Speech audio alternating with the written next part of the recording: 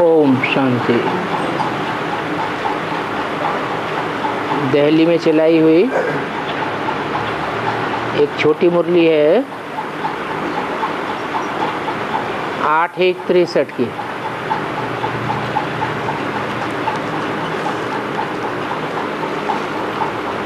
बच्चे जानते हैं कि बाप एक्स्ट्रा ऑर्डिनरी है।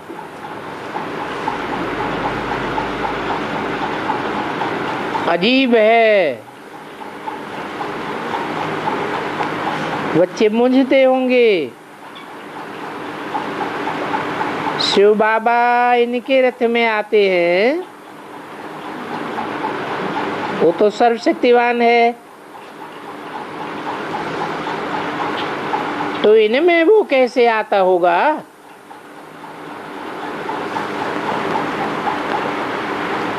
और बाबा को क्या फीलिंग होती होगी?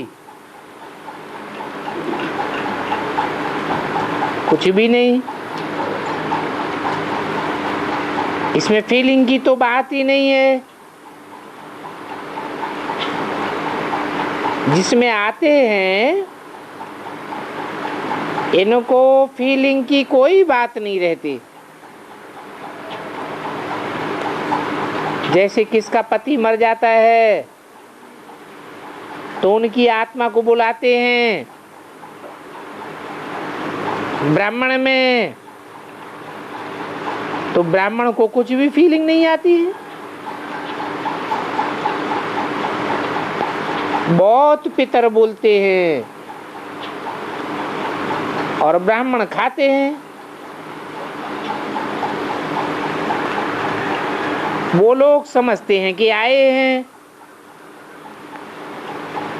तो इसमें फीलिंग की कोई बात नहीं। ये तो टीचर के रूप में बैठे पढ़ाते हैं। समझ में आता है ये नई नई बातें सुनाना, ये चित्र आदि बनवाना, ये उनका ही काम है। इन ब्रह्मा का ये काम नहीं है, क्योंकि ये ब्रह्मा बाबा तो कुछ नहीं जानते थे। हमेशा गुरु की महिमा की जाती है। गुरु वो जिससे सीखा जाता है, तो सिवाय एक के और किसी की महिमा नहीं है। बाप कहते हैं मैं इनमें प्रवेश करता हूं।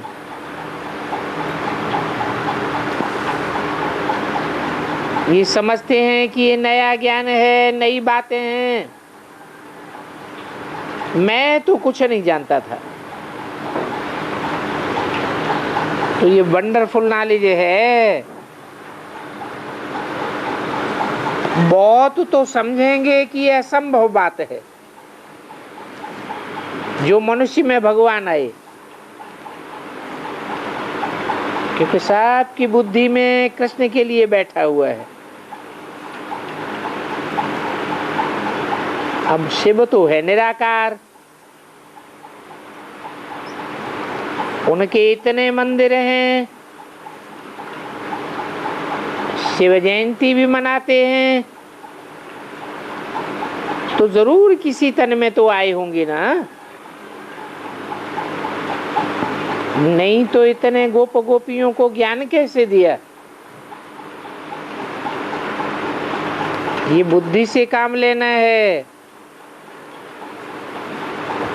जरूर कोई रथ में आकर के समझाया है।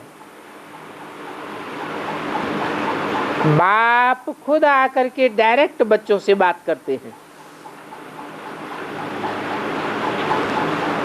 शिव बाबा आते हैं तो इनको कोई तकलीफ नहीं होती है।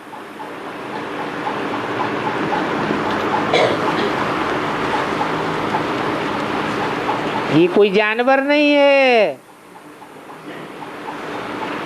कि जिसमें 10 मण का बोझा पड़ेगा तो बैठ जावेगा। नहीं, ये तो बाप खुद कहते हैं कि मैं इनका आधार लेता हूं और मैं तो हल्का फुल्का निराधार हूं, निराकार हूं। तुम बच्चे भी समझेंगे बाबा आया है, फीलिंग आती है, सन्नाटा हो जाता है, परंतु इस साकार बाबा ने भी तो योग का अभ्यास किया है। योग में रहने से भी तो सन्नाटा होगा ना। तो तुम समझेंगे शिव बाबा आया है, वो शांति का सागर है, तो क्या हम मास्टर शांति के सागर नहीं बनते हैं? तो बाप कहते हैं मुझे परमपिता परमात्मा शिव को याद करो, क्योंकि शिव परमपिता परमात्मा अलग है और हम आत्माएं अलग हैं। ये नई बात है और विद्वान पंडित आचार्यों ने तो कह दिया है भगवान सर्वव्यापी है, परंतु इससे तो बात मीठी नहीं होती। आगे हम भी कहते थे सर्वव्यापी है, अभी बाबा ने समझाया है मैं सर्वव्यापी नहीं हूं। 5000 वर्ष पहले भी मैं तुम्हारे इस तन में आया था और तुमको समझाया था, अभी फिर तुमको बतलाते हैं कि तुमने ऐसे ऐसे जन्म लिए हैं, तुम सूर्यवंशी थे, फिर चंद्रवंशी में आए, तो तुम्हारे भी 84 जन्म हैं।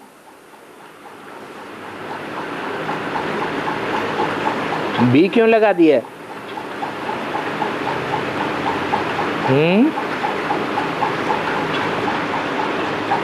माना इनके भी 84 जन्म हैं और तुम्हारे भी 84 जन्म हैं।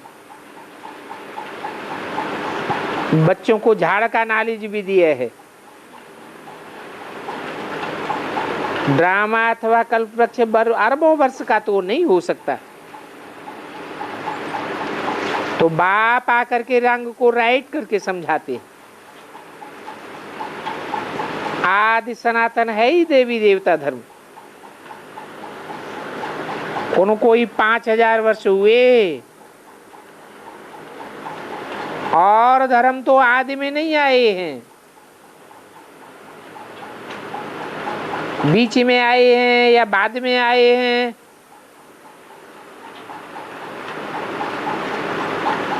और देश भी ऐसे ही बाद में आए हैं। भारत तो प्राचीन से प्राचीन देश है और भारत का ही प्राचीन राजयोग मशहूर है। और प्राचीन से प्राचीन है सो तो जरूर सतयुग में व उनसे आगे के संगम पर होना चाहिए, परंतु कोई भी शास्त्रों में संगम की बात नहीं है। जरूर बाप संगम पर ही आवेगा पतितों को पावन बनाने के लिए। तो ये कल्याणकारी युग है।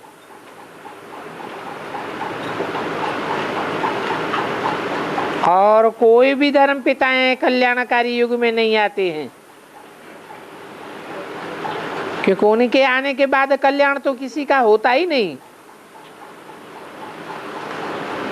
तो ये बातें मनुष्यों को नई लगती हैं।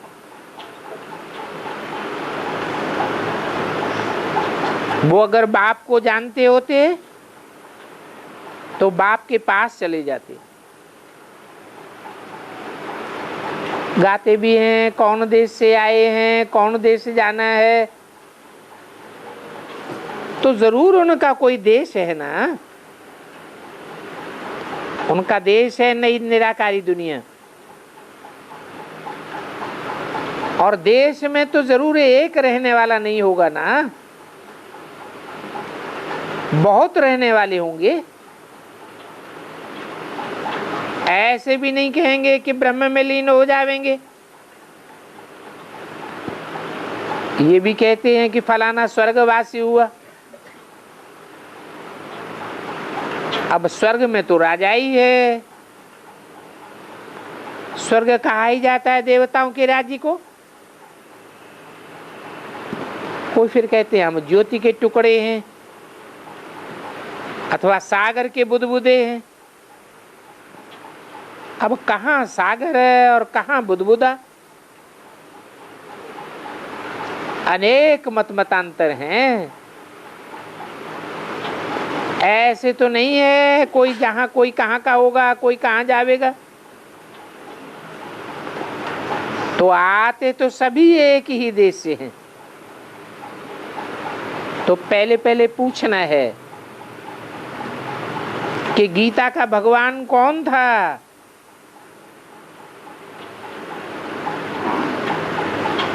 उस गीता के भगवान ने गीता से क्या स्थापन किया।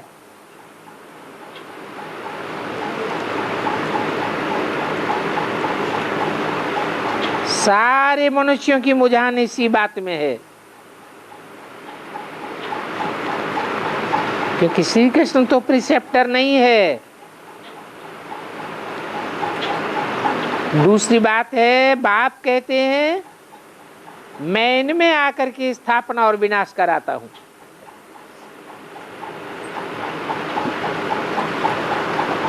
और तो कोई ऐसे कह नहीं सकता।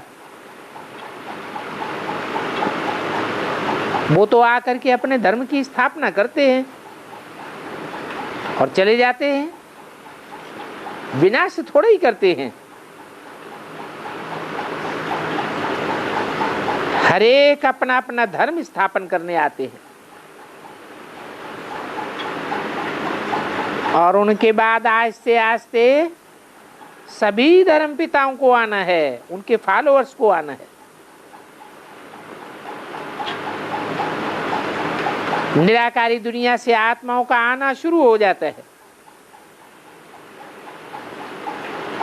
जैसे क्राइस्ट आकर धर्म स्थापन करते हैं तो उनके पीछे उनके फॉलोअर्स को आना है।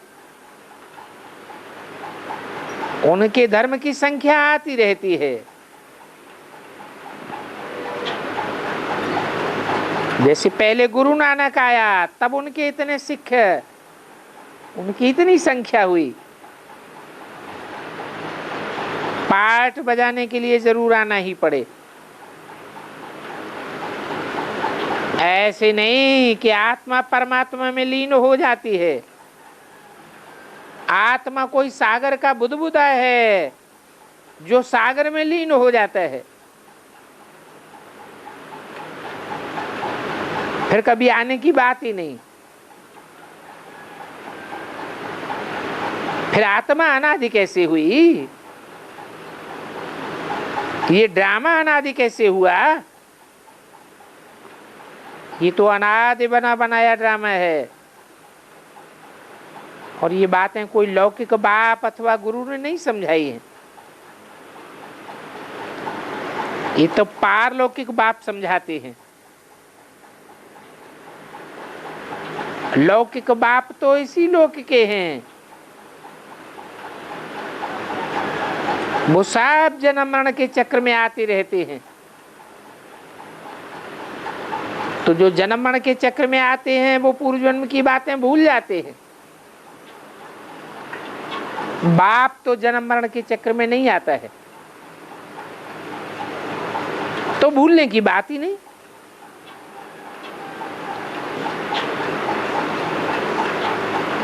तो ये बातें पारलौकिक बाप ही समझाते हैं। कहते हैं मैं आता हूं इनके तन में, परंतु ये बात इनकी आत्मा तो नहीं कह सकती। ये भी बताता हूं कि इसमें मैं इस साधारण तन का आधार लेता हूं।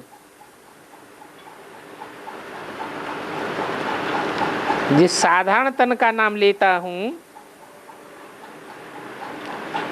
वो नाम है प्रजापिता। अर्थात जो भी मनुष्य सृष्टि की पिता प्रजा है वो सारी प्रजा का पिता, और तुम हो प्रजापिता मुख वंशावली। तो ये भी साबित होता है कि वो ब्राह्मण सब हैं कुख वंशावली और तुम हो मुख वंशावली। अच्छा,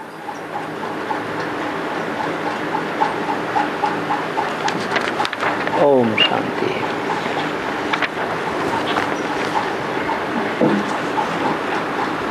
अगली वाणी है 18 जनवरी 1963 की। रिकॉर्ड चला है, कौन आया मेरे मन के द्वारे। बच्चे जानते हैं कि अभी कौन आए हैं, जिनके हम सन्मुख बैठे हैं। दुनिया तो इन बातों को नहीं जानती। ये जानने के लिए उनको वो आंखें नहीं हैं जो जाने कि हम किसके सन्मुख बैठे हैं। उनकी आंखें जान ही नहीं सकती। अब तुम्हारी आत्मा तो बुद्धि से पहचानती है कि बरोबर हम मना बुद्धि स्वरूप आत्मा का बाप आया हुआ है। वो बाप खुद ही आकर के अपना परिचय देते हैं। कहते हैं कि मेरा कोई भी आकारी अथवा साकारी शरीर नहीं है, मैं तो सदैव ही निराकार हूं। तुम्हारी आत्मा जन्म मरण के चक्र में आती है तो आकारी और साकारी भी बनती है, परंतु रूप तो जरूर है। जैसे तुम्हारा रूप अति सूक्ष्म है, वैसे मुझे आत्मा का रूप भी सूक्ष्म है, ज्योति स्वरूप है। हाँ, मैं ज्ञान का सागर हूं। एक रूप बसंत की कहानी भी है। तो मैं जरूर रूप भी हूं।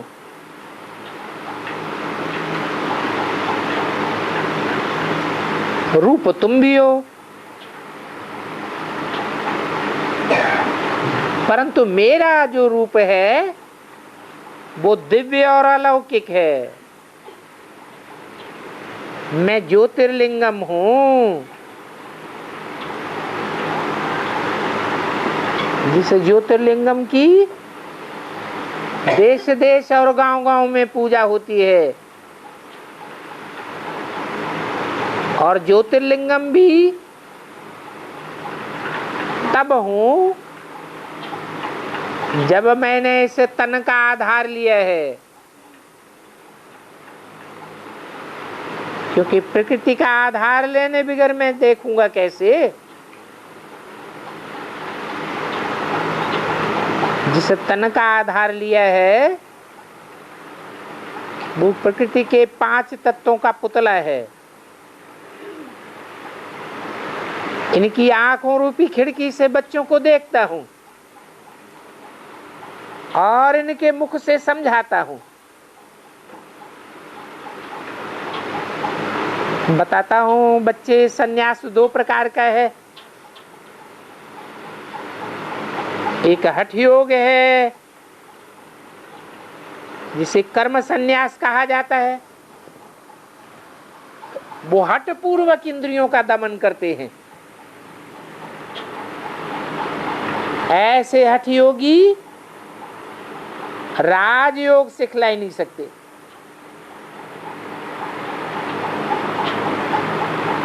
उनके फॉलोअर्स को बताना है, जिन्हों की तुम अपने को फॉलोअर्स समझते हो, कहलाते हो, कि मैं फलाने सन्यासी का फॉलोअर हूं, परंतु ये तो तुम झूठ बोलते हो। वो सन्यासी तो जाकर कफन ही पहनते हैं, तुमने कहां घर बार छोड़ा है, तुमने कहां कफनी पहनी है। ये ब्रह्मा बाबा भी आगे बहुतों का फॉलोअर था, परंतु इन्होंने भी किसी को कुछ फॉलो नहीं किया। कहां वो सन्यासी, कहां हम गृहस्थी। तो फिर ये फॉलोअर कहलाना मूर्खता हो गई, क्योंकि फॉलोअर को तो पूरा फॉलोअर करना पड़े, घर बार छोड़ना पड़े, सन्यासी बनना पड़े। तो जो भी फॉलोअर बनते हैं वो भी झूठे, क्योंकि सन्यास तो धारण करते ही नहीं। सन्यास का अर्थ ही है सम्मन संपूर्ण, न्यास माने त्याग। और वो लोग भी समझते नहीं है कि तुम फॉलोअर कहलाते हो तो सन्यासी बनना पड़े। बाप समझाते हैं कि ये राजयोग है, इसमें घर बार का त्याग नहीं करना है, सिर्फ पुरानी दुनिया का बुद्धि से त्याग करना है। क्योंकि पुरानी चीजें दुखदायी होती है ना, नहीं तो सतो प्रदान होती है। सात्विक गुण का त्याग थोड़ा ही करना होता है। जैसे बाप नया घर बनाता है तो फिर बुद्धि नए घर में लग जाती है, पुरानी दुनिया से ममत्व मिट जाता है। बाकी घर बार का सन्यास नहीं करना है। स्त्री भी अगर सन्यास कर ले तो फिर बच्चों को कौन संभालेगा। तो ये बात तो ठीक नहीं हुई। ये तत्व योगी, हठ योगी, ब्रह्म योगी बहुत हैं जो तत्व से योग लगाते हैं।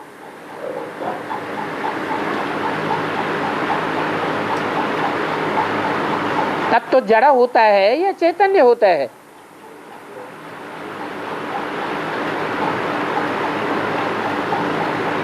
तत्व समझेगा या चैतन्य समझेगा।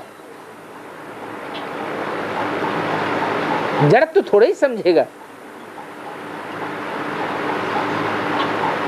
ये ब्रह्म तत्व है जड़,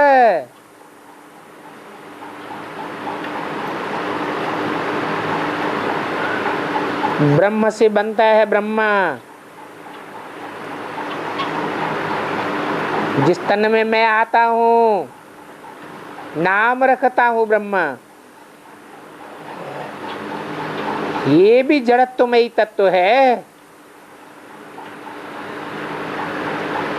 और ये तत्व तो हमारे तुम्हारी आत्माओं के रहने का स्थान है। उनसे बोलो कि तुम कोई ब्रह्मा कुमार कुमारियां नहीं हो, हम तो ब्रह्मा कुमार कुमारियां हैं।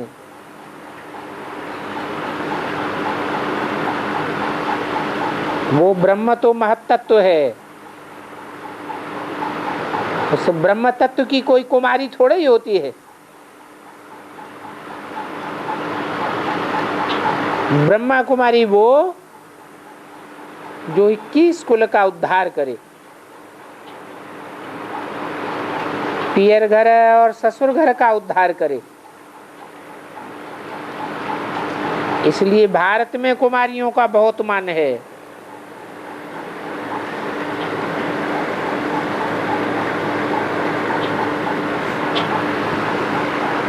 जब तक कुमारी पवित्र है तो सभी को उनको पूजते हैं।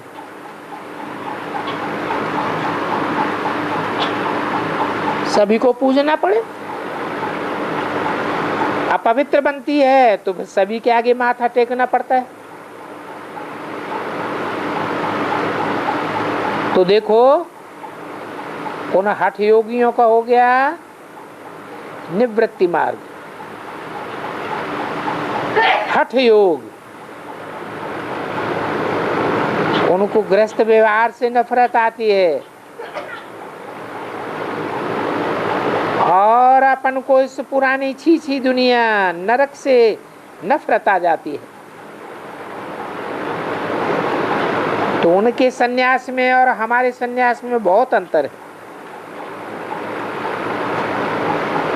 उनको तो नई दुनिया का पता ही नहीं है। उनको तो सिर्फ घर बार से नफरत होती है। तुमको तो पता है ये दुनिया ही पुरानी है, नरक है,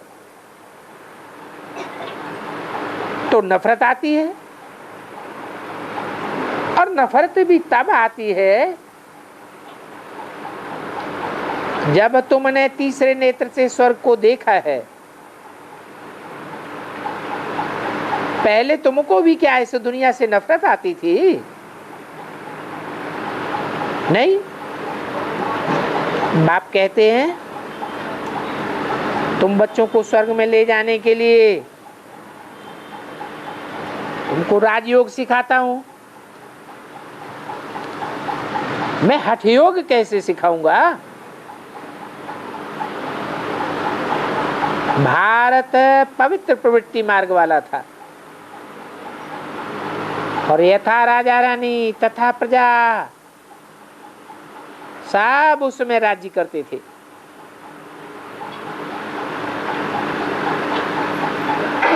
उनको स्वर्ग कहा जाता है।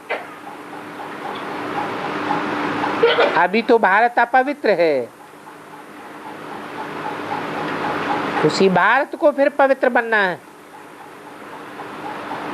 स्वर्ग की स्थापना तो परमपिता परमात्मा ही कर सकते हैं, और तो कोई कर न सके। क्यों? और कोई क्यों नहीं कर सकता?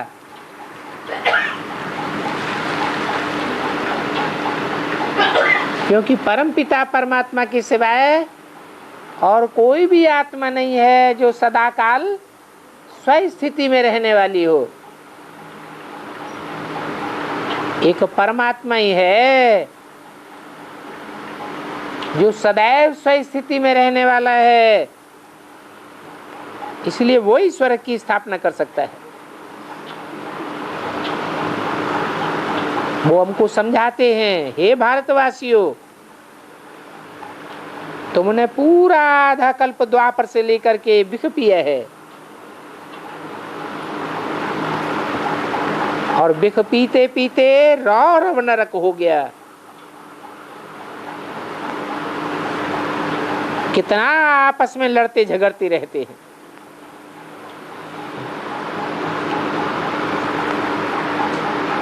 घर घर में झगड़ा है,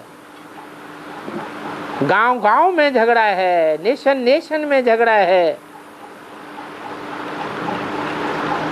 सारी दुनिया को हद में ला दिया। आकाश और पानी की भी हद बनाई रखी है।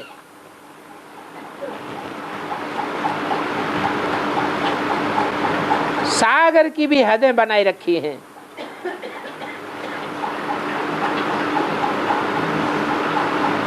भारत देश में ही देखो कितनी हदें हैं। गुजरात अलग है, बंगाल अलग है, कितने टुकड़े टुकड़े कर दिए हैं। कहेंगे अभी है ही कलयुग। सतयुग में तो भारत टुकड़ा टुकड़ा नहीं होगा। वहां तो एक ही राज्य होता है, सारे भारत में एक ही राज्य, एक ही धर्म।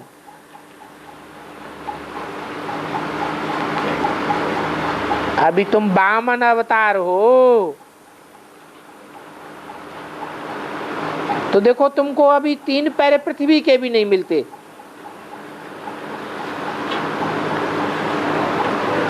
फिर तुम सारी दुनिया के मालिक बन जावेंगे।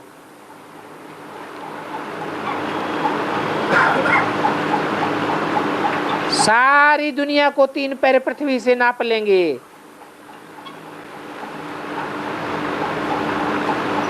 बाप समझाते हैं, मेरे लाडले सिकील दे बच्चे, तुमने ही 84 जन्म लिए।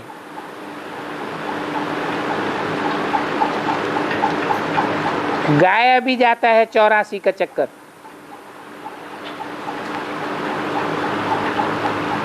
तो जो पहले नंबर का श्री कृष्ण है, उनके 84 जन्म दिखाए हैं। तुम 84 जन्मों का पूरा चक्कर फिरते हो, तो तुम हो ऑलराउंडर।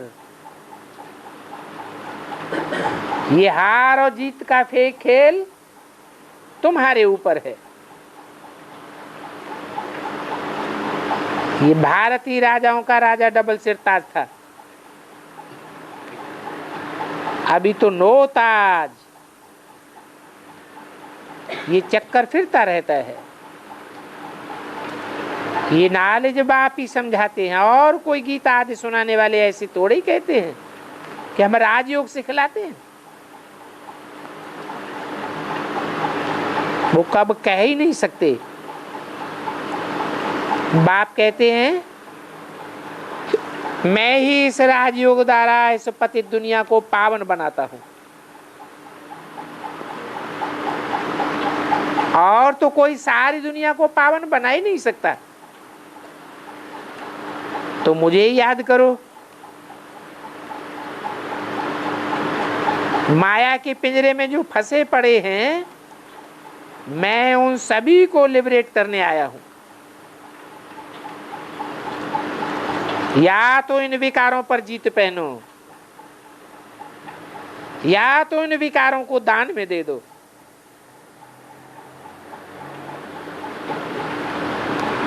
क्या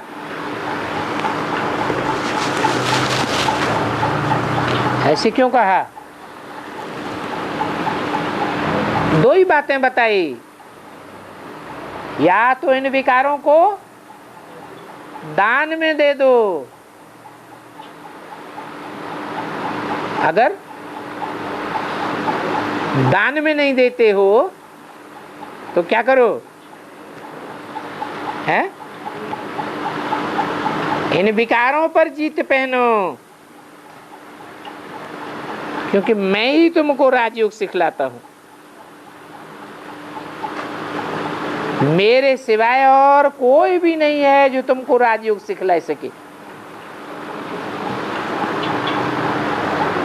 फिर सत्युग त्रेता में 21 जन्म तुम प्रारब्ध भोगते हो।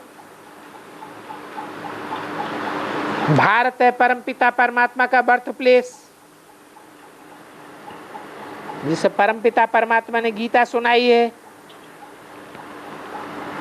हाँ, सिर्फ गीता को खंडन करने के कारण परमपिता का बर्थ प्लेस नहीं समझते हैं। शिव जयंती मनाते हैं,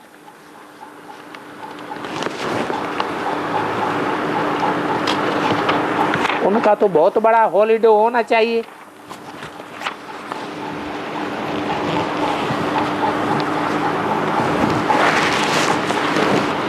परंतु देखो, अभी शिव जयंती का हॉलीडे भी नहीं मनाते। कौन से सन की बात है? 63 की वाणी है। पहले हॉलीडे नहीं मनाते थे, फिर हॉलीडे मनाना कब से शुरू किया है? तब से शुरू किया जब से बाप का आना प्रैक्टिकल प्रूफ के सहित प्रत्यक्ष हुआ। सन 76 के बाद हॉलीडे भी मनाने लगे। क्रिश्चियन लोग तो 7 रोज हॉलीडे मनाते हैं।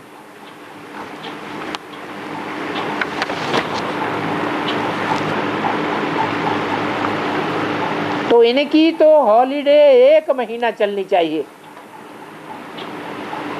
इनकी है शिव बाबा की 1 महीने की छुट्टी होनी चाहिए, मारी खुशी के, क्योंकि ये तो सारी दुनिया को पावन बनाने वाला है।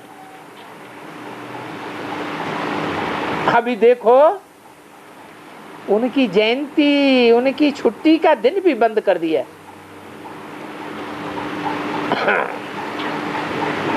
कब की बात है? अभी छुट्टी होती है या नहीं होती है शिव जयंती की? है अभी तो होती है, लेकिन ये मुरली कब की है? ये सन 63 की मुरली है। सन 76 से पहले शिव जयंती की छुट्टी नहीं होती थी। देखो कल विवेकानंद की छुट्टी थी, है? अब उनका तो है संन्यास धर्म, वो कोई भारत का नहीं है। वाह,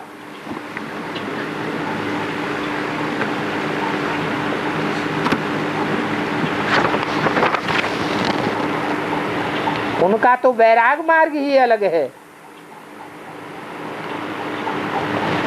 एक है भक्ति कांड, जिसे कहते हैं आधा कल्प ब्रह्मा की रात, फिर आधा कल्प कहेंगे ज्ञान कांड, वो है ब्रह्मा का दिन। बाकी शास्त्र तो सभी भक्ति मार्ग के हैं, वो शास्त्र पढ़ते ही आए हैं। कहते हैं शास्त्र अनादि हैं, परंतु वो अनादि शास्त्र कब बने?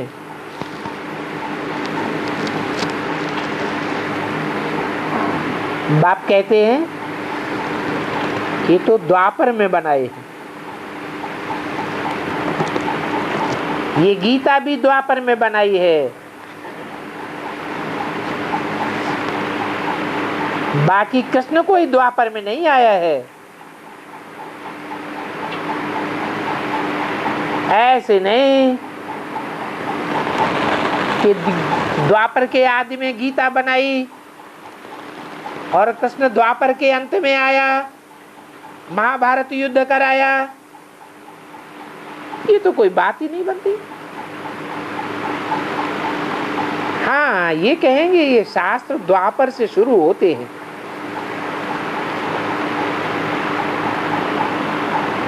कोई भी धर्म पिता पहले आता है, मुख से समझाता है, बाद में उसके शास्त्र बनते हैं। तो ऐसे ही परमपिता परमात्मा पहले संगम युग में आया था, सतयुग के आदि में आया था, फिर द्वापर से ये शास्त्र आदि बनते हैं।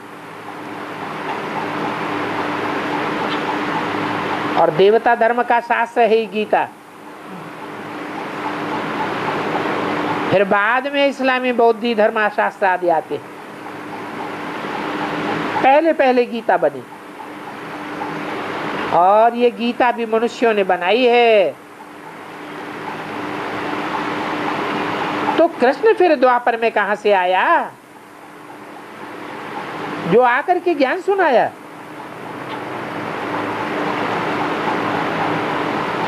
द्वापर के अंत में कृष्ण आया, महाभारत युद्ध कराया।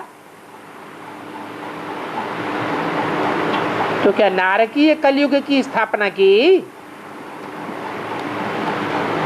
अरे गीता से तो स्वर्ग की स्थापना हुई थी। अभी कलयुग में वो डबल सिर ताज कहाँ है? अभी तो देवताओं का राज्य ही नहीं है,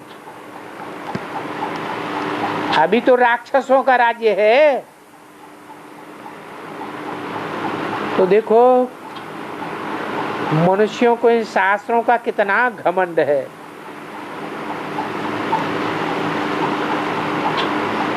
इनको भी घमंड था कि हमने इतने शास्त्र पढ़े, हमने इतने गुरु किए हैं। अब ये भी कहते हैं इन गुरुओं को मारो गोली। तो ये सभी तुम्हारे ज्ञान के हथियार हैं। उन शास्त्रों में तो फिर तलवार कुल्हाड़ी आदि दे दी है। बाप कहते हैं मैं 5000 वर्ष के बाद तीरी पर बहस्त लेकर आया हूं।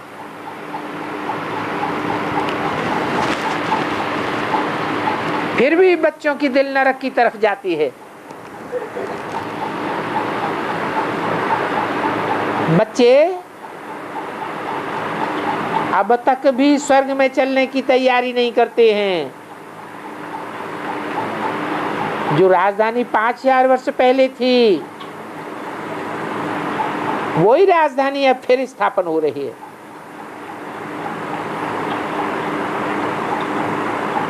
ये है religio political godly machinery. Non violence political भी है, योग बल की है।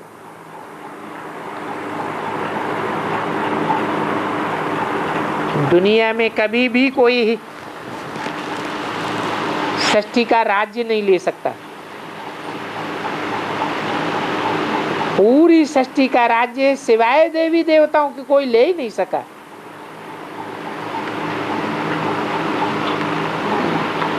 हिस्ट्री इस बात की गवाह है कि हिंसा से दुनिया में कोई ने विश्व की बादशाही नहीं प्राप्त की। अभी तुम तो पांडव हो और बाबा है तुम्हारा रूहानी सुप्रीम पंडा। कहते हैं तुमको मुक्ति, जीवन मुक्ति का रास्ता बताने आया हूं। तो मुक्ति और जीवन मुक्ति को याद करो। बाकी ये जो जीवन बंद धाम है, इसको भूलते जाओ। बाप नया मकान बनाते हैं तो पुराने मकान से दिल हट जाती है ना। तो अभी हम इस नरक की दुनिया से नफरत करते हैं। वो सन्यासी तो घर बार से नफरत करते हैं। तो सन्यास में और इस सन्यास में रात दिन का फर्क है। बाबा ने समझाया है, ये सन्यासी तो फिर भी भारत को थमाते हैं। उपद्रवों को बंद करने के लिए सन्यास मार्ग है, परंतु तुम्हारा तो राजयोग है।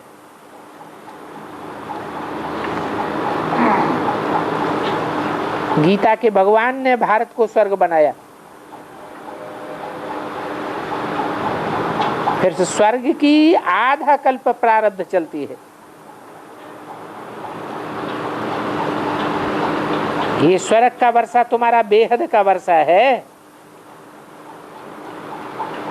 बाप कहते हैं, हे मेरे सिकील दे बच्चे, अब इस श्रीमत पर चलो तो तुम श्रेष्ठ बनेंगे।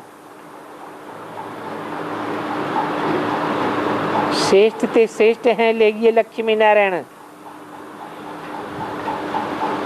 जिनकी कथा सारे भारत में होती है। अभी तुम्हारा बेड़ा पार होता है। बेड़ा पार करने वाले को खिवैया अथवा बागवान भी कहा जाता है। आधा कल्प मनुष्यों ने काम कटारी चलाई है, आदि मध्य अंत दुख पाते रहे हैं। परंतु सतयुग में आदि मध्य अंत दुख थोड़ा ही होता है।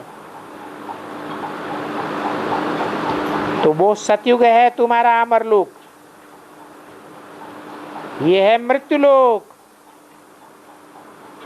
आधा कल्प तुमने यहाँ बिख पिया है, तो ऐसी आदत पड़ गई है जो बिख बिगर रह नहीं सकते। बाप कहते हैं कि अब ये एक जन्म तुम पवित्र बनो तो 21 जन्म पवित्र एवर हेल्दी एवर वेल्दी बन जाएंगे।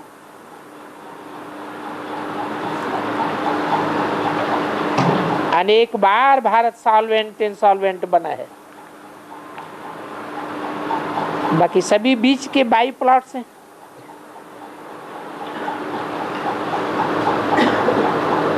ये पूरा सुदर्शन चक्र भारत में ही फिरता है। ये त्रिमूर्ति भी भारत की ही है। ये ब्रह्मा, ये विष्णु और शंकर, ये 3 चित्र बनाए हैं। फिर शास्त्रों में नाम रख दिया है त्रिमूर्ति ब्रह्मा।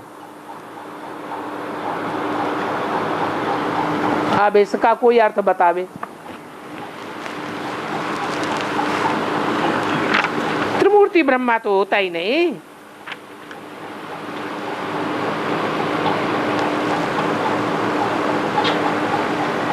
वो विष्णु, वो शंकर, वो दोनों तो क्लीन शेव हैं। बाकी एक ब्रह्मा को दाढ़ी क्यों दे दी है? दिखलाते तो तीनों को इकट्ठा है।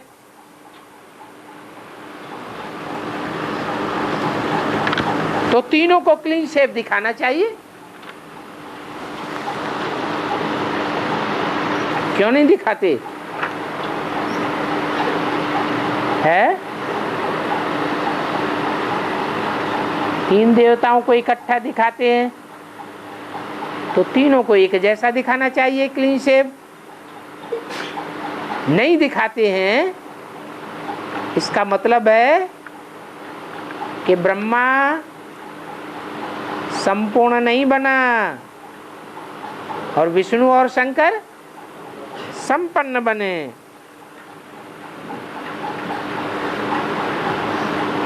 विष्णु की नाभि से ब्रह्मा निकला, फिर ब्रह्मा के हाथ में शास्त्र दे दिए। अभी शास्त्र तो यहाँ होते हैं, सूक्ष्म वतन में शास्त्र आदि कहाँ से आए? बाप कहते हैं कि इस ब्रह्मा के मुख से मैं सभी वेद शास्त्रों का सार सुनाए तुमको त्रिकालदर्शी बनाता हूं।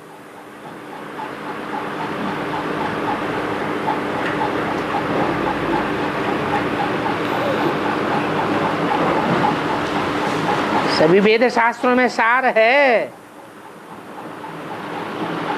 तो सार की बात मैं बताता हूं। उन गुरुओं ने तो तुमको सारा विस्तार बताई दिया। विस्तार में सार छुप जाता है।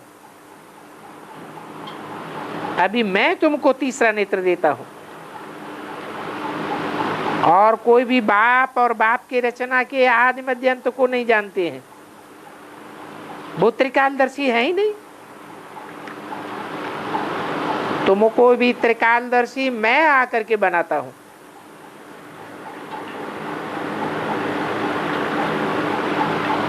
क्या बनाता हूं? त्रिकालदर्शी माने पास्ट के जन्मों को भी जानने वाला, वर्तमान जन्म को भी जानने वाला और भविष्य में आने वाले जन्मों को भी जानने वाला। भूत, भविष्य, वर्तमान तीनों काल को जानने वाला मैं आकर के तुमको बनाता हूं।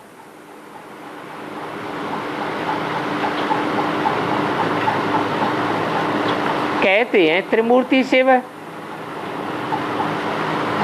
परंतु 3 मूर्तियों में ऐसी कौन सी मूर्ति है जो त्रिकालदर्शी है?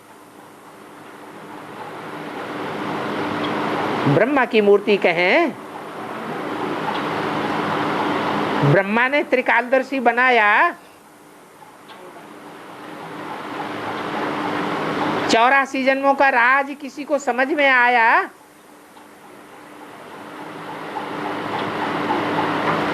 पहले तो अपने जन्मों का राज समझ में आवे।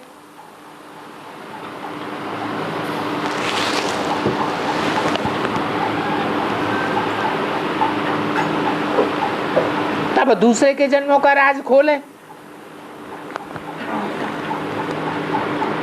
तो मैं तुमको तीसरा नेत्र देता हूं। नयन ब्रह्मा को तीसरा नेत्र है और नयन विष्णु को तीसरा नेत्र है। किसको है? तुमको माने किसको है? 3 बच्चे हैं, ब्रह्मा विष्णु शंकर है, ये पहलौटी के 3 बच्चे हैं। तो उनमें तुमको किसके लिए कहा? जरूर शंकर के लिए बोला है कि मैं तुमको तीसरा नेत्र देता हूं, जिस तीसरे नेत्र से तुम पहले अपने भूत भविष्य और वर्तमान के जन्मों को देखते हो। तो मेरे लिए ही गाया जाता है कि मैं आकर के तुमको त्रिकालदर्शी बनाता हूं। ब्रह्मा के तन में आए, परंतु बाप के रूप में तो नहीं आए, माता के रूप में आए, नाम रख दिया ब्रह्मा। वो कोई त्रिकालदर्शी थोड़े ही बनाते हैं। आए और आकर के चले गए।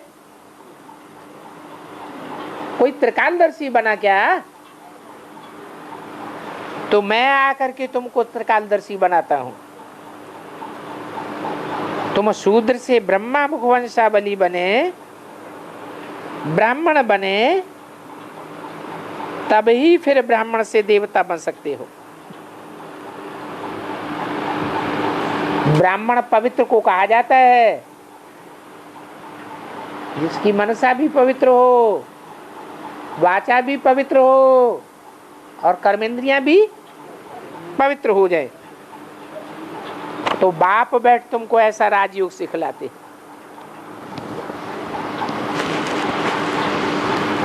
राजयोग सिखलाते हैं, कर्मयोग सिखलाते हैं।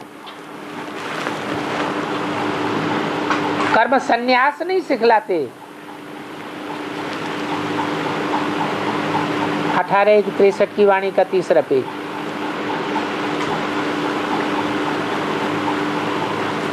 कर्म संन्यास सिखलावे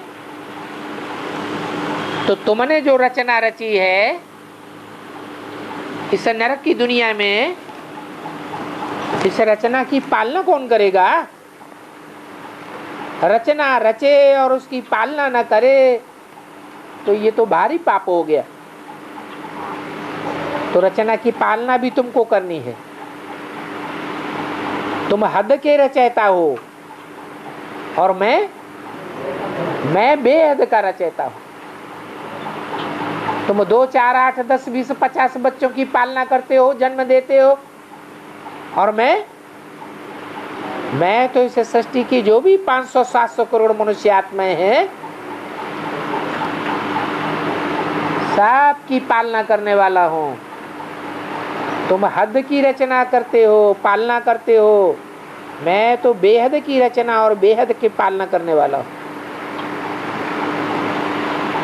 ये ब्रह्मा भी बेहद का हो गया।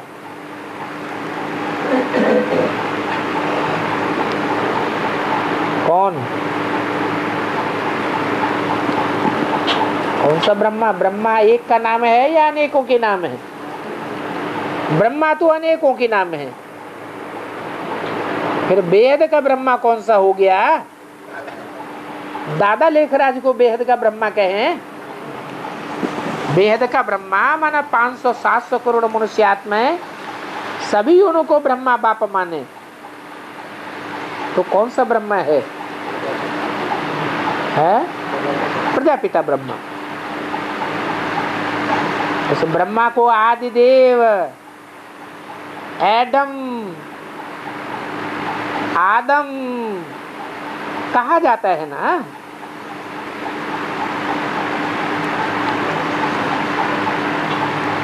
सृष्टि का आदि पिता तो सभी धर्मों में मान्य है। हिंदू भी आदिदेव के रूप में मानते हैं, जैनी लोग भी आदिनाथ कहते हैं, अंग्रेज लोग भी एडम कहते हैं, मुसलमान भी आदम कहते हैं। तो ये बेहद का बाप हो गया। बाप बच्चों के लिए बैकुंठ की सौगात लाते हैं, सो भी 21 जन्मों के लिए। कितना मोस्ट बिलीवर्ड बाप है। कहते हैं तुम मेरे मोस्ट बिलीवर्ड चिल्ड्रन हो।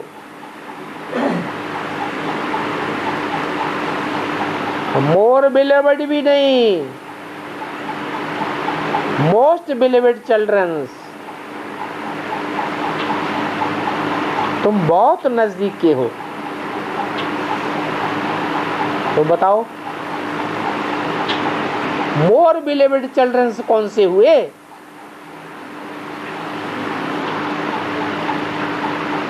है तुम तो मोस्ट हो गए। तो मोर किन्हें कहें? हैं? चंद्रवंशियों को क्या कहेंगे? मोर बिलीवर्ड। बाप के नजदीक हैं, थोड़े दूर हैं। तुम तो बहुत नजदीक के हो। रुद्र के गले का हार पहले तुम आकर के बनते हो।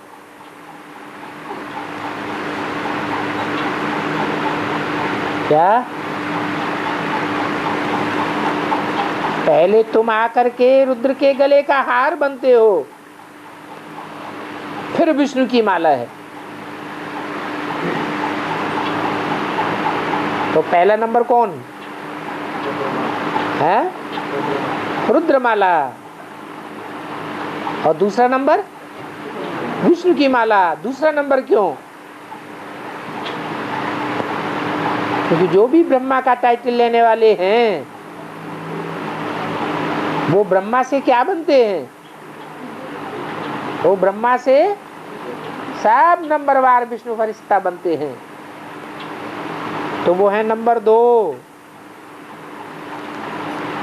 सब तख्त पर राज्य करते हैं। जो माया जीत बन करके जगत जीत बनते हैं वो नंबरवार हैं। माला में ऊपर है शिव बाबा,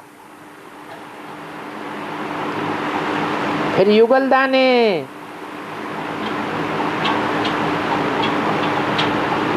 फिर ये 108 संतान।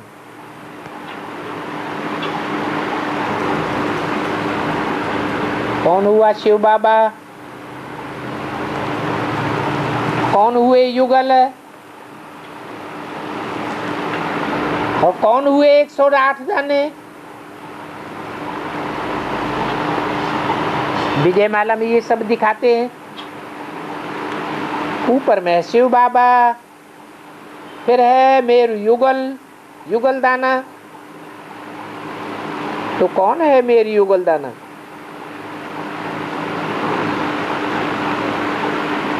कौन है शिव बाबा?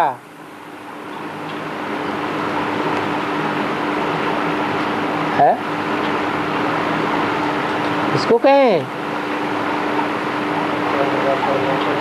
है? जब शिव बाबा कहते हैं तो बिंदु है या सिर्फ बिंदु है सिर्फ, या साकार के साथ है? जरूर साकार के साथ है। जिस साकार की भी निराकारी स्टेज बन जाती है वो है सर्वोपरि।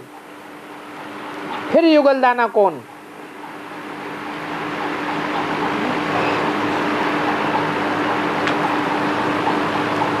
उसकी कितनी भुजाएं दिखाते हैं?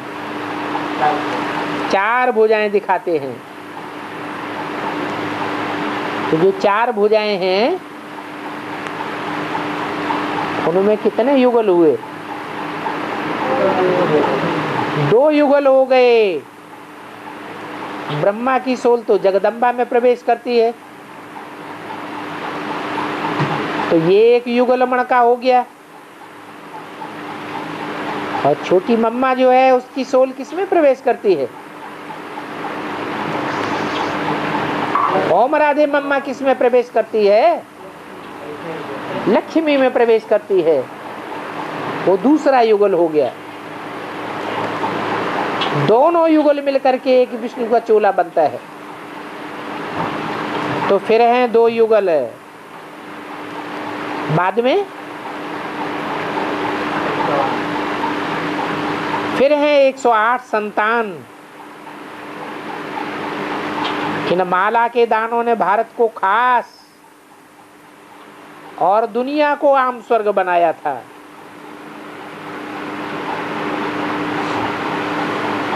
ये जो माला के दाने हैं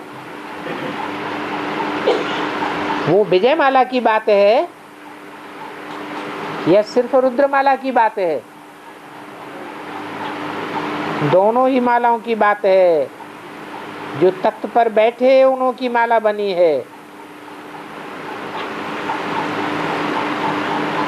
सभी उनको पूजते हैं,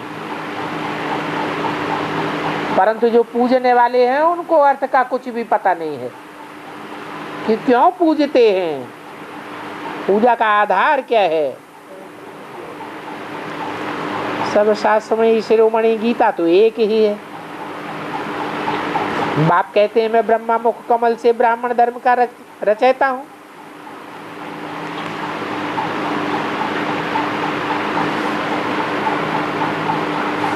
क्या कहा? किसके मुख कमल से रचयिता हूं ब्राह्मण धर्म का? ब्रह्मा मुख कमल से ब्राह्मण धर्म का रचयिता हूं। क्राइस्ट के मुख से क्रिश्चियन धर्म और ब्रह्मा के मुख से ब्राह्मण धर्म। उन ब्राह्मणों को पढ़ाए फिर देवता धर्म स्थापन करता हूं। फिर क्षत्रिय धर्म की स्थापना करता हूं। तो पहले ब्राह्मण, फिर ब्राह्मण सो देवता, और जो फेल होते हैं वो क्षत्रिय धर्म। 3 धर्म रचे जाते हैं, फिर और धर्म स्थापन होते हैं। तो पहले पहले तो चाहिए गीता। तो पहले पहले गीता बनाते हैं।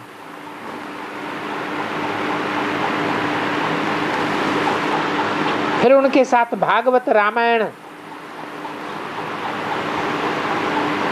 गुरु वासिष्ठ आदि।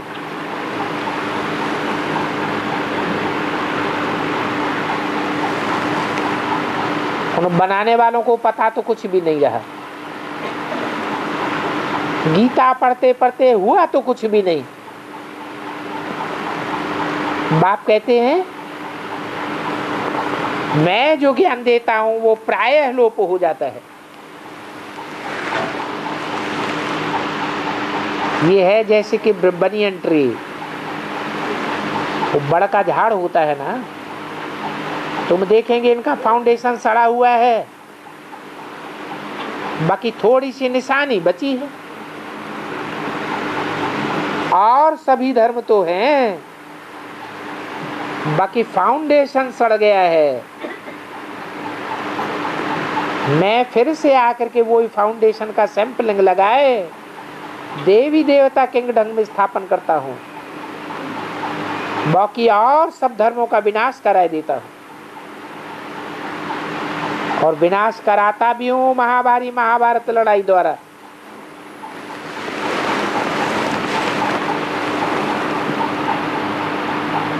इन महाभारी महाभारत लड़ाई के बगैर दुनिया का विनाश नहीं हो सकता। 5000 वर्ष पहले ये सभी धर्म थे, अभी फिर रिपीट हो रहा है। जिन्होंने विनाश देखा है वो जरूर इन आंखों से स्थापना भी देखेंगे। फिर जिन्होंने स्वर्ग का साक्षात्कार किया है वो भी प्रैक्टिकल में जरूर देखेंगे। विनाश स्थापना भी तुम बच्चों को दिखाया है, बाल लीला भी दिखाई। तुम कहती हो मैं ऐसी महारानी बनूंगी कि गोद में बच्चा होगा।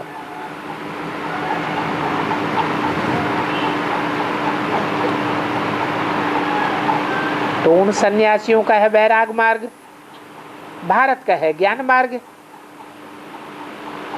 फिर भक्ति मार्ग नाम एक ही बार बाबा देते हैं, फिर ज्ञान की दरकार ही नहीं रहती। ज्ञान तो है ही राजयोग का, ज्ञान से सदगति हो गई, फिर ज्ञान की दरकार ही नहीं रहती। तो सत्युग त्रेता में कर्म कांड का कुछ भी नहीं रहता, फिर होता है भक्ति कांड। वो भक्ति कांड भी मुर्दाबाद होता है और सत्युग जिंदाबाद हो जाएगा। अच्छा, बाप दादा मीठे मीठे मैया का सिकिल बच्चों के प्रति गुड मॉर्निंग।